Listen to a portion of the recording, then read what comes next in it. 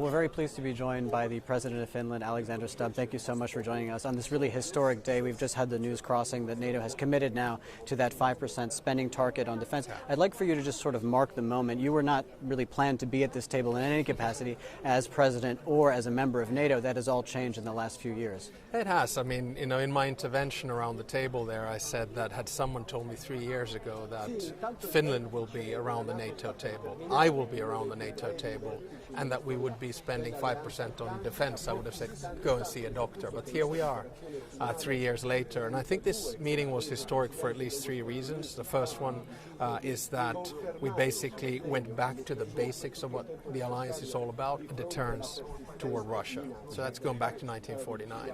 The second one is that we increased our defense expenditure 5%. That's pretty much Cold War type of figures. And the third one is kind of the building of a new NATO, so it's more balanced and probably more European. So the outcome, I think, was a great success for the whole alliance. And do you think it is solid enough, that there's not enough wiggle room for the 10-year mark, that maybe some of the countries that are a bit reticent to spend, like Spain, for example, are trying to find a way to kind of delay that and maybe get around some of these targets? It's solid enough. Yeah. So basically what happens is that you set a target, and after that you review those targets through capabilities every year. Technical terms, it's called NDPP. Yeah.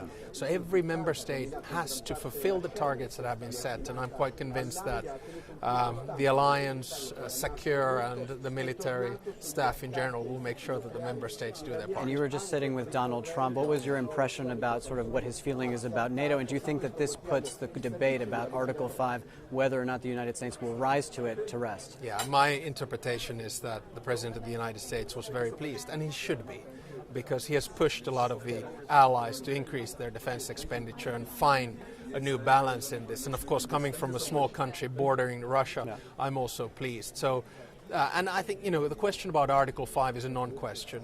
It is, all for one, one for all, and we're all committed to that. That's what the alliance is all about. And what came up a lot with the press conference that Donald Trump held a little bit earlier was the sort of situation in Iran, whether or not the nuclear capabilities were fully obliterated. Have you seen any intelligence that supports or rejects that at this stage?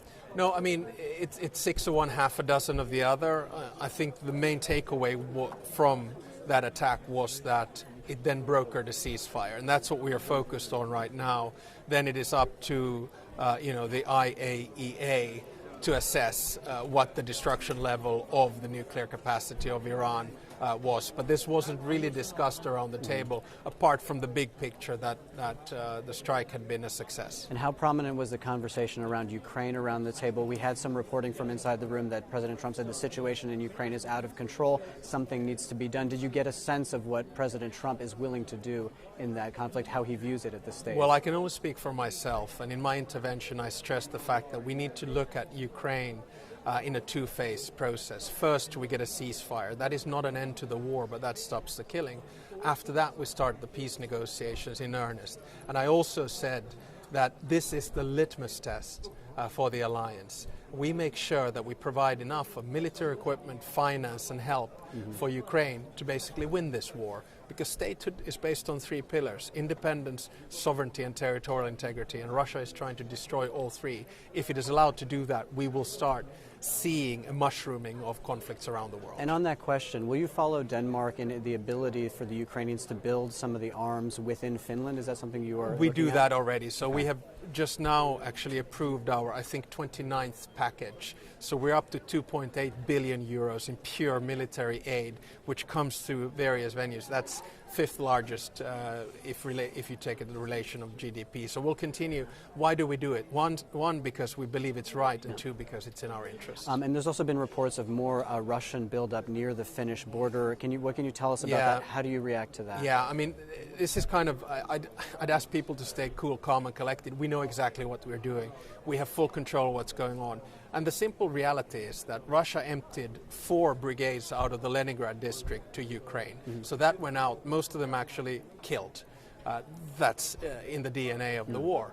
And the reality is that when this war ends, Russia will start building up its soldiers on our border. Why? Because we actually provide for half of NATO's border. But this is nothing new. It's not problematic. We're providing a deterrence, and we're quite calm about it. And are you expecting more troops to be active within Finland from other nations, say Sweden Yes. and France? Are you welcoming that to buttress some of the sort of deterrent there? Yes, definitely. So Finland is a security provider, not a security consumer.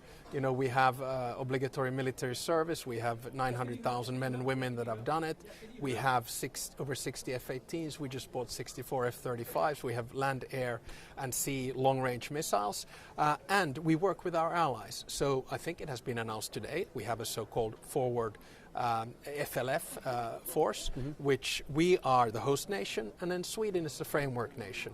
And we will be supported by, for instance, the United Kingdom and France, among others. And of course, we have a lot of exercises with American soldiers, which is cost-effective and quite useful. So we do have a lot of NATO troops in Finland in rotation and training, which is good. And a broader question on defense spending, because now you have this mammoth figure, 5%, that has been announced. That means literally probably trillions of dollars will be going into the industry. Whenever you have those kinds of volumes of money flowing into an industry, you get some dislocations. Maybe money is not spent the right way. Maybe some of that money goes from these defense companies to investors. Is that something that you're concerned about? Because this is the taxpayers' money. Yeah, that's the nitty-gritty that will have to be looked at. And we also have to understand that warfare and defense is more cost-effective nowadays. I'll just give you one example. Before the war, Ukraine had zero capacity to build drones.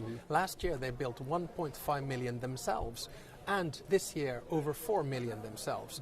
And these are much, much, much cheaper, for instance, than fighter jets. So we're looking, I think, at a shift in the whole defense industry, and we have to be making sure that the money is spent the correct way. And just as a final question, have you gotten any sort of update on how trade negotiations are going with the United States? Do you expect the EU to reach a deal with the United States by July the 9th? I leave that to the President of the European Commission, who is doing an absolutely fantastic job. President Stubb, thank you so much for your time. Greatly appreciated on this historic day. Thank you.